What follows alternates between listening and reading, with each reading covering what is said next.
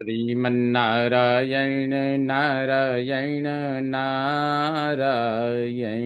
बोलिए भागवत भगवान की जय। आप समस्त भक्त वृंदों को मेरा सादर प्रणाम। इस समय श्रीमद् भागवत महापुराण के प्रथम स्कंध और द्वादश अध्याय, जो कि द्वादश अध्याय जो कि परीक्षित जन्मादि उत्कर्ष जिसमें वर्णन किया गया है, इस प्रकार से इस श्रीमद् भागवत महापुराण के प्रथम स्कंद के परीक्षित जन्माद्युत्कर्ष नामक द्वादश अध्याय की प्रस्तुति के साथ मैं उपस्थित हूं। सौनक उवाच। अथ द्वादशोऽध्यायः। सौनक उवाच। अश्वत्थाम्नोपसृष्टेन ब्रह्मशीर्ष्णोरुतेजसा उत्तरायाहतो गर्भ ईशेनाजीवितः पुनः। अश्वत्थाम्ना उपसृष्टेन। अश्वत्थाम्ना यानी अश्वत्थामा के द्वारा उपसृष्टेन प्रयोग किए गए उरुतेजसा ब्रह्मशीर्ष्णाः अत्यंत तेजस्वी ब्रह्मशिरास्त्र के द्वारा उत्तरायाः गर्भः हतः। उत्तरा का गर्भस्थ शिशु हतः यानी मार दिया गया था। पुनः ईशेन आजीवितः। फिर ईशेन भगवता श्री कृष्णेन भगवान श्री कृष्ण के द्वारा ईश्वर के द्वारा उसे जो गर्भस्थ शिशु जो अश्वत्थामा के द्वारा प्रयोग किए गए ब्रह्म शिरास्त्र से जो गर्भस्थ शिशु मार दिया गया था, उसे पुनः भगवान श्री कृष्ण ने जिंदा कर दिया, उसे जिला दिया। तस्य जन्म महाबुद्धेः कर्माणि च महात्मनः निधनं च यथैवासीत् स प्रेत्य गतवान् यथा। तस्य महाबुद्धेः, उन महाबुद्धिमान सूत जी, महाबुद्धिमान सूत जी से सौनक जी कह रहे हैं। सौनक जी कह रहे हैं, हे महाबुद्धे, हे महान बुद्धिमान सूत जी, तस्य महात्मनः जन्म, उस महात्मा का जन्म, च कर्माणि च, उस महात्मा का जन्म और एवं कर्म, यथा जैसे भी, एव यथा एव जैसे भी, निधनम जैसे मृत्यु हुई, यथा जैसे मरकर जिस गति को गई। हे महाबुद्धिमान सूत जी, उस महात्मा का जन्म और कर्म एवं जैसे भी मृत्यु हुई, जैसे मरकर जिस गति को गए, उसी स्थिति को तदिदं श्रोतुमिच्छामो गदितुम यदि मन्यसे ब्रूहि नः श्रद्दधानानां यस्य ज्ञानमदाच्छुकः। कहते हैं, जिस का मरण गर्भ में हुआ, जन्म हुआ, वह कैसे उसका जीवन रहा, उसके विषय में हम उसका जन्म, कर्म और मृत्यु ये सब जानना चाहते हैं। तदिदं श्रोतुमिच्छामो यस्य सुखः ज्ञानम अदात, जिनको सुखदेव जी ने ज्ञान प्रदान किया, तत् इदम श्रोतुम इच्छामः, वह यह सुनने की हम सबको इच्छा है। यदि गदितुम मन्य से, यदि कहने योग्य मन्य से आप मानते हो, तो न श्रद्धानाम ब्रूहि, हम श्रद्धालुओं को आप बतलाइए। सौनक जी सूत जी से प्रश्न कह रहे हैं कि भाई, जो गर्भ में ही मर गया फिर प्रभु ने जिला दिया, ऐसा कौन महापुरुष है? उस महापुरुष के जन्म, कर्म और मृत्यु, उसके कर्म, वो सब हम सुनना चाहते हैं, श्रद्धा पूर्वक सुनना चाहते हैं। यदि आप हमें उसके योग्य समझें तो हे सूत जी महाराज आप सुनाइए। सूत उवाच अपीपलद्धर्मराज पितृवद रंजयन् प्रजा निस्पृह सर्वकामेभ्यः कृष्ण पादाब्ज सेवया।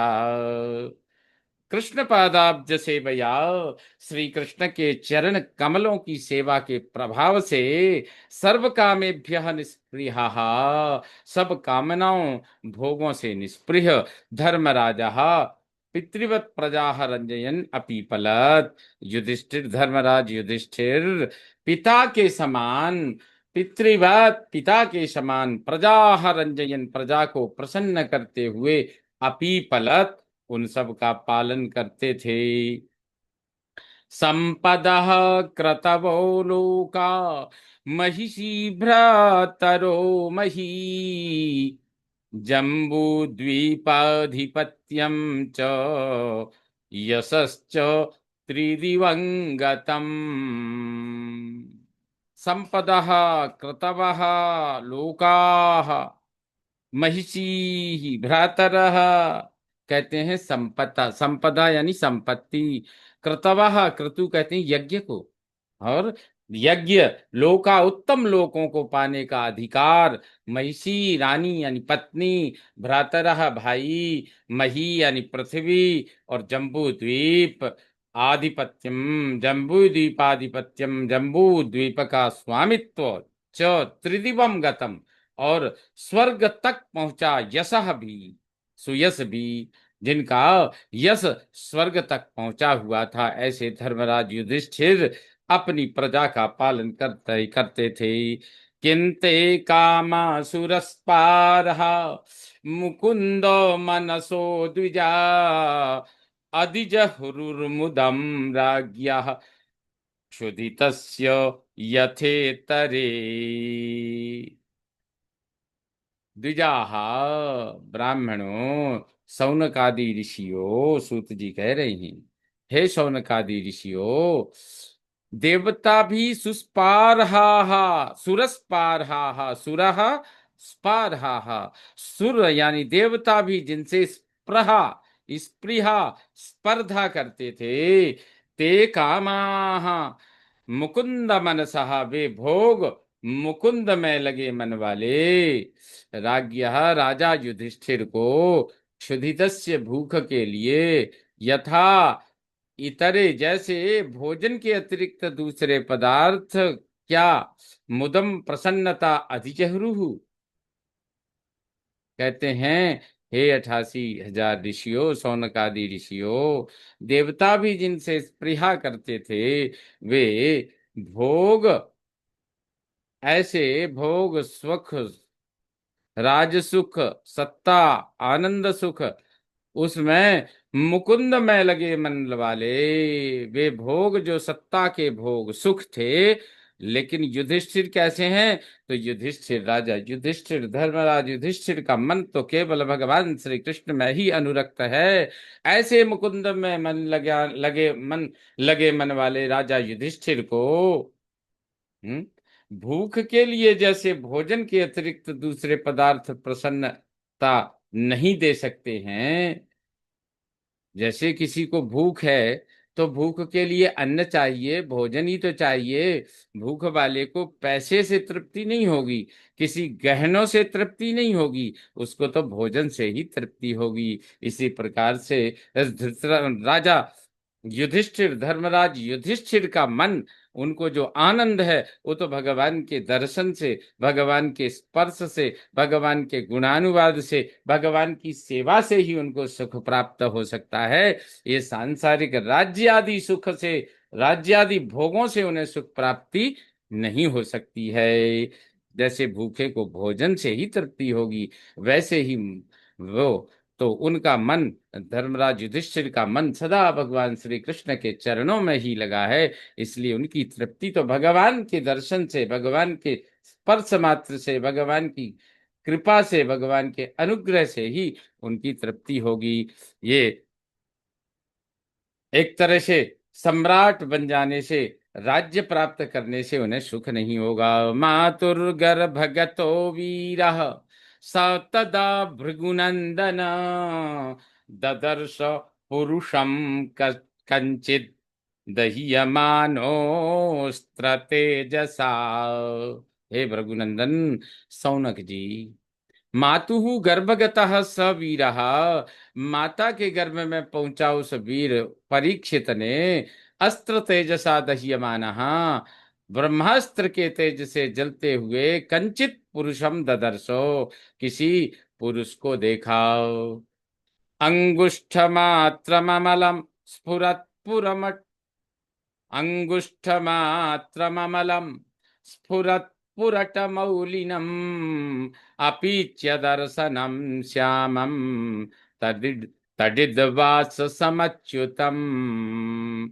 अंगुष्ठ मात्रम, केवल अंगूठे के बराबर, अमल निर्मल, स्फुरत चमकते, पुरट मौलिनम, सोने का मुकुट वाला, निर्मल चमकते सोने का मुकुट वाला, अपीच्य दर्शनम श्यामम, अत्यंत सुंदरम, श्याम वर्ण, तडित समम, वास अच्युतम, बिजली के समान वस्त्रधारी, निर्विकार, अच्युत निर्विकार, ऐसे अभय श्रीमद्दीर्घ चतुर्बाहुम तप्त कांचन कुंडलम क्षतजाभं गदापाणिम् आत्मनः सर्वतो दिशम् परिभ्रमन्तमुल्काभां भ्रामयन्तं गदां मुहुः। श्रीमत् दीर्घ चतुर्बाहुं तप्त कांचन कुंडलम, श्रीमत का अर्थ है शोभाशाली। किसी भी व्यक्ति के आगे श्रीमान जो लगाते हैं, वो श्रीमत शब्द से ही श्रीमान, श्रीमंतो, श्रीमंता बनता है। यदि श्रीमान शब्द का प्रातिपदिक आप माने पूछें, तो उसका प्रातिपदिक शब्द है श्रीमत, उसका प्रथमा एक वचन में बनता है श्रीमान। तो ऐसे शोभाशाली, दीर्घ चतुर्बाहुम, लंबी चार भुजाओं वाला, तप्त कांचन कुंडलम, तपाए हुए स्वर्ण के कुंडल पहने, क्षतजाभम, घाव के समान लाल नेत्र वाला, जिसकी नेत्र बिल्कुल लाल हैं, गदा पाणिम, हाथ में गदा लिए, आत्मनः सर्वतः दिशम, अपने सब दिशाओं में, उल्काभाम परिभ्रमंतम, उल्का के समान प्रज्वलित घूमता हुआ, मुहुहु, बार बार, गदाम भ्रामयंतम, गदा को घुमाता हुआ देखा।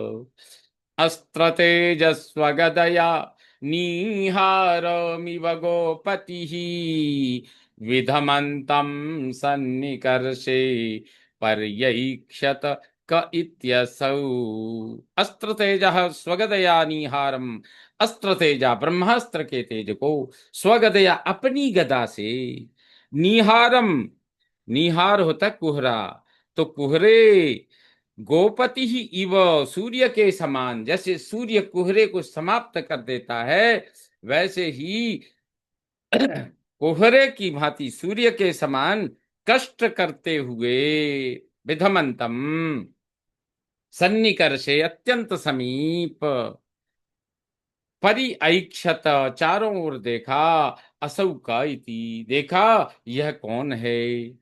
वो कुहरे के समान, जैसे सूर्य कुहरे को समाप्त करता है, ऐसे ही उस ब्रह्मास्त्र के तेज को अपनी गदा से दूर करते हुए, उनको देखकर वो विचार करते हैं, यह है कौन, यह कौन है।